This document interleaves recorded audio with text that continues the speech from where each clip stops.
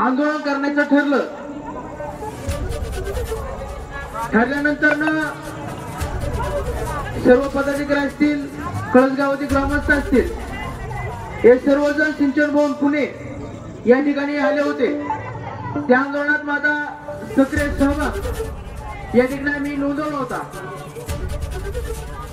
आणि खडकवासला उपसा सिंचन योजना फेरमंजूर करावी यासाठी मंत्रालयामध्ये प्रस्ताव दाखल करणारा इंदापूर तालुक्याचा पहिला व्यक्ती कोण असेल तर मी स्वतः आहे। जुनी प्रस्तावित व्यवस्थेने फक्त एकाने 20 वर्ष पाणी आणतो असं म्हटलं, एकाने 10 वर्ष पाणी आणलं परंतु त्यांना पाणी टिकवता आलं नाही। म्हणजे त्यांचे प्रधानमंत्री जयंत पाटील असताना सुद्धा तालुक्याचं पाणी त्यांना थांबवता आलं नाही। अशा व्यक्तीच्या पाठीमागे आपण राहणं कितपत योग्य आहे हे आपण ठरवलं पाहिजे।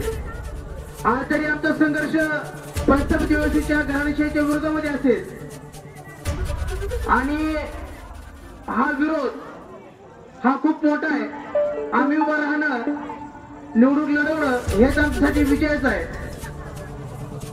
दुसरा मुद्दा त्यामध्ये कळसच्या चौकामध्ये दत्त मंदिर आहे, दत्त मंदिरासमोर डाळ चौक ते वंशनगर जाणारा रस्ता आहे आणि तो रस्ता सातत्याने उकळलेला असतो, खराब झालेला असतो।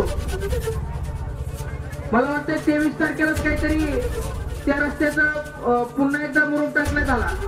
मला सांगा बांधवांनो, कळसच्या बांधवांना माहित असेल कळसचा रस्ता किती वेळा उकळला आणि किती वेळा मुरुम टाकला हे तुम्हाला सर्वांना माहित आहे, अज्ञात आहे। माझ्यासारख्या कार्यकर्त्याने बोलणं किंवा मी जर डायरेक्ट बोलणारा कार्यकर्ता आहे, तुम्हाला सर्वांना माहितीच आहे। तर माझ्या आपल्या समोर एक विनंती आहे, मी सर्वसामान्य कुटुंबातून येतो, पाणी पुरवठा कर्मचाऱ्याचा एक मुलगा आहे मी।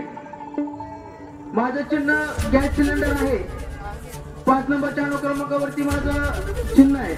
चिन्ह समोरील बटन दाबून सर्वसामान्य कुटुंबातील व्यक्तीला किंवा एका युवकाला आपण मतदान करावं एवढी या ठिकाणी विनंती करतो। आपल्यासाठी खडकवासल्याच्या पाण्यासाठी कोण लढलं, शेतकऱ्याचं पाणी आपल्याकडे कसं यावं, कुणी प्रस्ताव दाखल केला याची संपूर्ण माहिती घ्यावी आणि मला मतदान करावं एवढीच विनंती या ठिकाणी करतो आणि या ठिकाणी थांबतो। जय हिंद, जय महाराष्ट्र, जय भीम।